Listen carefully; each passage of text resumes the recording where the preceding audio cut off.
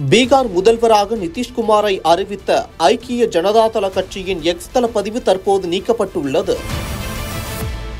பீகாரின் 2 கட்டங்களாக சட்டப்பேரவை தேர்தல் நடைபெற்ற நிலையில் அதற்கான வாக்கு எண்ணிக்கை நடைபெற்று வருகிறது. தற்போதைய கள நிலவரப்படி மொத்தமுள்ள 243 தொகுதிகளில் 200 இடங்களை தாண்டி பாஜக, ஐக்கிய ஜனதாதளம், லோக் ஜனசக்தி அமைத்துள்ள தேசிய ஜனநாயக கூட்டணி முன்னிலையில் உள்ளது. பெரும்பான்மைக்கு 122 தொகுதிகள் போதுமானது என்ற நிலையில் அந்த கூட்டணி அபார வெற்றி பெற்றிருப்பதாக அரசியல் ஆர்வலர்கள் கருதுகின்றனர். இதற்கிடையே அடுத்த முதல்வர் பற்றிய பேச்சும் எழுந்துள்ளது. ஆனால் அதற்கு முன்பே பீகார் முதல்வராக நிதிஷ்குமாரை அறிவித்த ஐக்கிய ஜனதாதள கட்சியின் எக்ஸ் தள பதிவு தற்போது நீக்கப்பட்டுள்ளது. தேர்தலுக்கு முன்பு நிதிஷின் தலைமையில் பாஜக தேர்தலில் போட்டியிடுவதாக கூறியிருந்தாலும் முதல்வர் வேட்பாளராக நிதிஷ் இருப்பார் என்று அது ஒருபோதும் முறையாக அறிவிக்கவில்லை. இதையடுத்தே அந்த பதிவு சலசலப்பை ஏற்படுத்தியுள்ளது.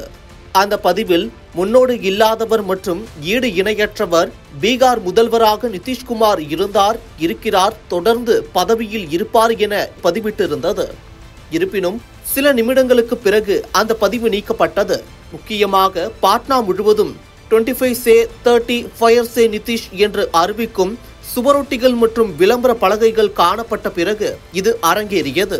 இந்த ஊகங்களுக்கு பின்னால் பாஜகவின் வலுவான வெற்றி உள்ளது. ஆம், இந்த முறை பாஜக மாநிலத்தில் தனிபெரும் கட்சியாக உருவெடுத்துள்ளது. இவ்விரு கட்சிகளும் சம எண்ணிக்கையில் போட்டியிட்ட நிலையில் தற்போது பாஜகவின் முன்னிலை எண்ணிக்கையை ஐக்கிய ஜனதாதளத்தால் முந்த முடியவில்லை.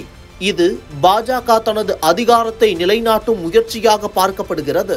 இதனால் மகாராஷ்டிராவில் செய்தது போலவே பாஜக தனது தலைவர்களில் ஒருவரை தலைமை பொறுப்பில் அமர்த்த முயற்சிக்கலாம் என ஊகிக்கப்படுகிறது. 2024ஆம் ஆண்டு மகாராஷ்டிரா தேர்தலில் சிவசேனாவின் ஏக்நாத் ஷிண்டே முதல்வராக பாஜக தேர்தலை சந்தித்தாலும் பாஜகவின் ஆதிக்க போட்டியை தொடர்ந்து முதல்வர் பதவி இறுதியில் தேவேந்திர பட்னாவிஸுக்கு சென்றது. இதேபோல் பீகாரில் துணை முதல்வர் சாம்ராட் சௌத்ரி உயர் பதவிக்கு வலுவான போட்டியாளராக இருப்பதாக முணுமுணுப்புகள் எழுந்துள்ளன. அதற்கு உதாரணமாய் சிராஜ் பாஸ்வானின் லோக் ஜனசக்தியும் நிதிஷுக்கு எதிராகவே உள்ளது. இதனால் முதல்வரை தீர்மானிக்கும் சக்தியாக பாஜகவின் கையே ஓங்கியுள்ளது. அந்த வகையில் நிதிஷை தவிர்த்துவிட்டு கூட லோக் ஜனசக்தியுடன் இணைந்து பாஜகவால் ஆட்சி அமைக்க முடியும். ஆனால் மத்தியில் பாஜக ஆட்சி நிலைத்திருப்பதற்கு நிதிஷின் ஒரு பங்கும் உள்ளது.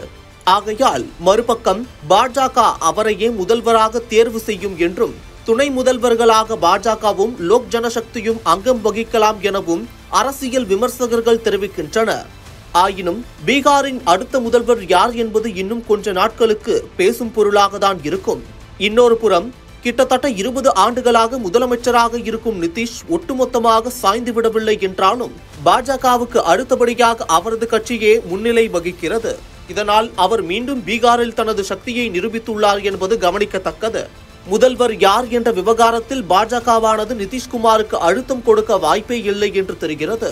ஒன்று, கடந்த தேர்தலை விட 40 இடங்கள் ஐக்கிய ஜனதாதளம் பெற்று பெரிய அளவில் எழுச்சி பெற்றுள்ளது. இரண்டாவது முக்கிய விஷயம், மத்தியில் நிதிஷ்குமார் மற்றும் சந்திரபாபு நாயுடு கட்சிகளின் ஆதரவுடன் தான் பாஜக கூட்டணி ஆட்சியை நடத்தி வருகிறது.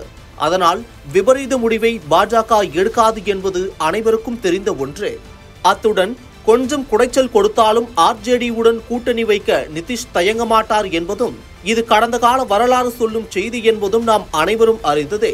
அதனால் அடுத்த சில வருடங்களுக்கு பாஜக நிதிஷ்குமாருடன் ஒத்துப்போகும் என்றே அரசியல் விமர்சகர்கள் கூறுகின்றனர்.